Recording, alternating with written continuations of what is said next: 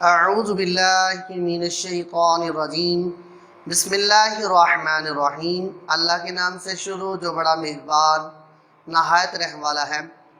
عزیز طلباء، آج ہم سورۃ الاحزاب کی ورس نمبر 69 to 71 تین آیات مقدسہ کا ترجمہ آج ہم نے پڑھنا ہے۔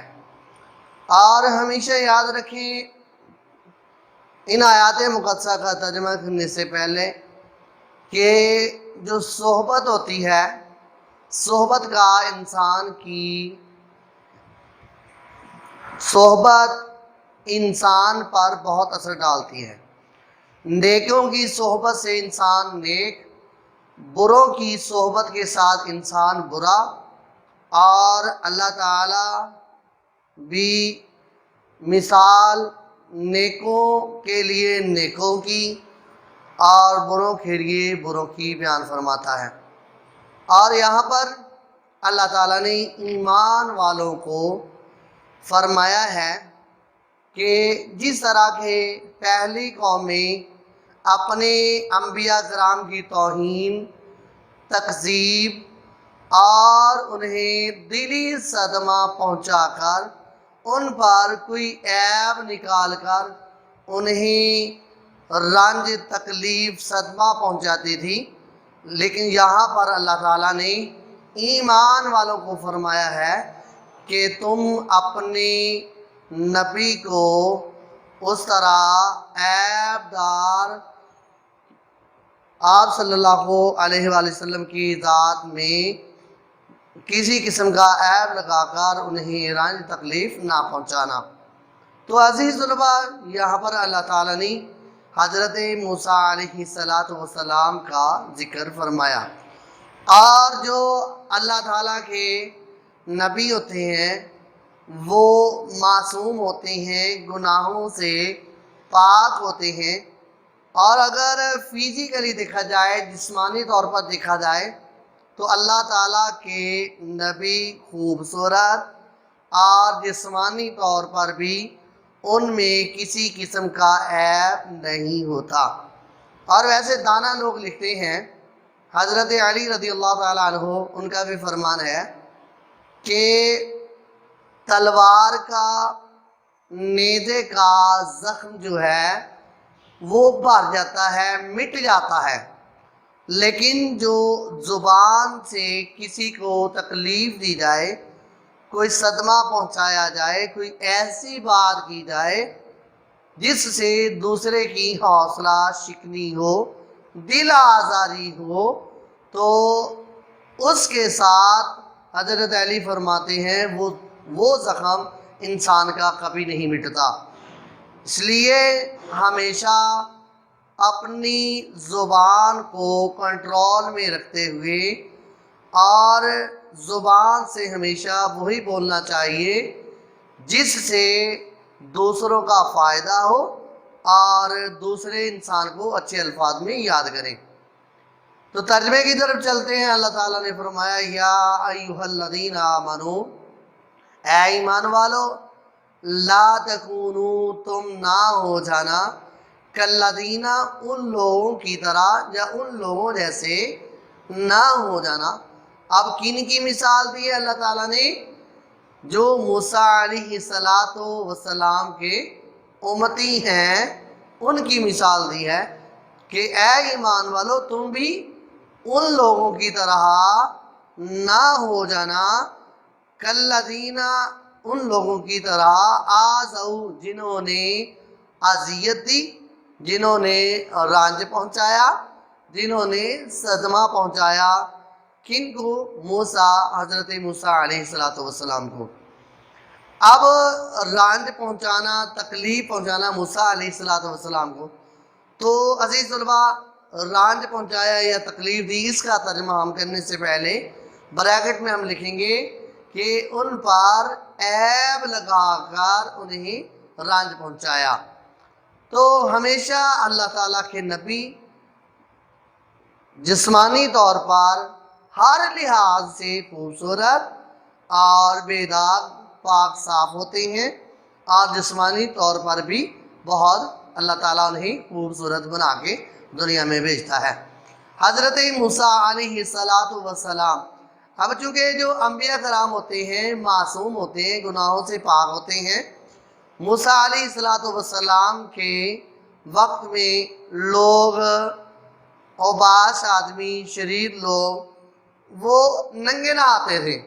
موسیٰ علیہ السلام کو بھی کہتے تھے کہ آپ ہمارے ساتھ آگے سرا نہروں میں نہایا جاتا ہے، اسی طرح وہ نہاتے تھے۔ لیکن موسیٰ علیہ السلام اللہ تعالیٰ کے نبی، گناہوں سے پاک اور گناہ کی طرف نظر نہ کرنے والے تھے، اور انہوں نے اس چیز کا عیب لگایا کہ حضرت موسیٰ علیہ السلام نامرد ہیں۔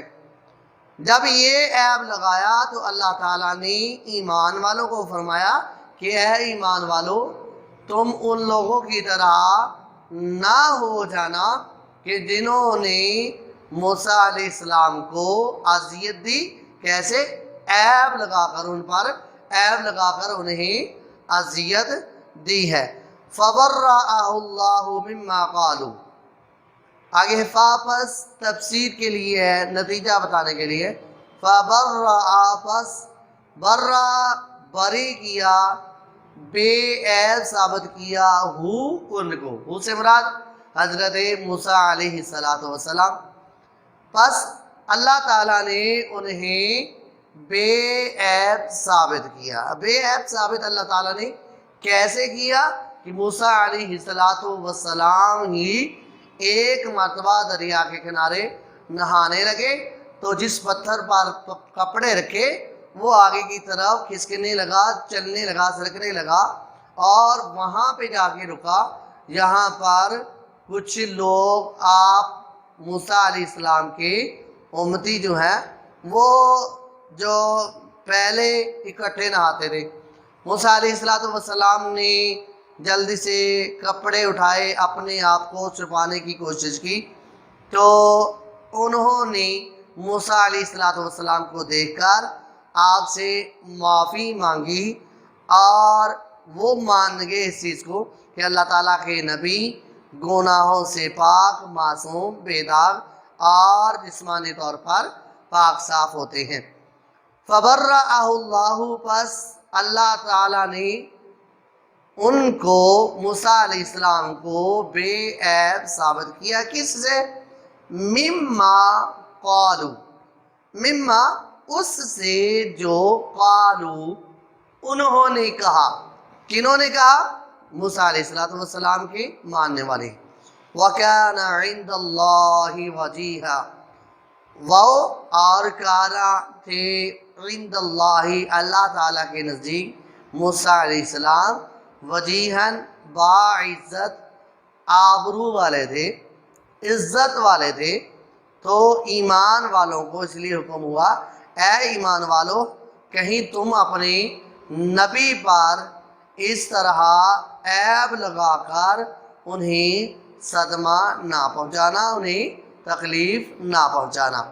اگلی آیت مقدسہ میں اللہ تعالیٰ نے فرمایا، یا ایھا الذین آمنوا اتقوا اللہ، اے ایمان والو، اتقوا اللہ، اللہ تعالیٰ سے ڈرو، وقولوا، اور کہو، قولا سدیدا، قول کا معنی بات کرنا، بات کو قول بولتے ہیں، سدیدا سیدھی بات، سیدھی بات سے مراد درست بات، ایسی بات جس میں کسی قسم کا کاج نہ ہو، جس میں کوئی الفاظ، کچھ کلمات مبہم نہ ہو، واضح ہوں اور ظاہر الفاظ ہوں، تو جس کے ساتھ دوسرے کو سمجھنے میں آسانی ہو، تو ہمیشہ سیدھی بات، سچی بات کہو۔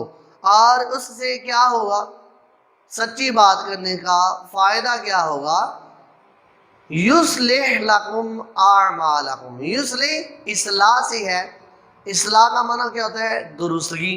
یصلح لکم، درست کر دے گا، درست فرما دے گا، لکم تمہارے، اعمالکم تمہارے اعمال کو اللہ تعالیٰ درست فرما دے گا، وَيَغْفِرْ لَكُمْ، اور تمہیں بخش دے گا، تمہارے اعمال درست فرما دے گا۔ اعمال درست فرمانے سے مراد کہ اعمال جو ہیں تمہاری برائیاں جو ہیں وہ نیکیوں میں چینج ہو جائیں گی، بدل جائیں گی۔ وَيَغْفِرْ لَكُمْ، اور تمہیں بخش دے گا، ذُنُوبَكُمْ، تمہارے گناہ بخش دے گا۔ وَمَن يُطِعِ اللَّهَ وَرَسُولَهُ، واو اور من جو یطیعی اطاعت کرے، فرما برداری کرے، حکم مانے، کس کا؟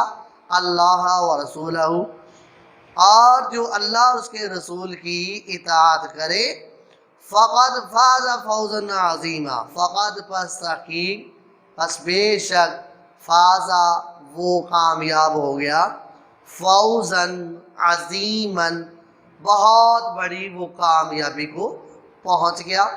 اور اس کا معنی ایک ہم یہ بھی کر سکتے ہیں کہ اس نے ایک بہت بڑی مراد پا لی، جس نے اللہ اور اس کے رسول کی اطاعت کی، پس وہ کامیاب ہوا اور وہ بڑی مراد کو پہنچ گیا۔ تو عزیز طلباء، آج ہم نے 69 to 71 ورز نمبر سورۃ الاحزاب کی آج ہم نے پڑھی۔ امید کرتا ہوں اس کو آپ اچھی طرح ازبر کریں گے۔ والسلام۔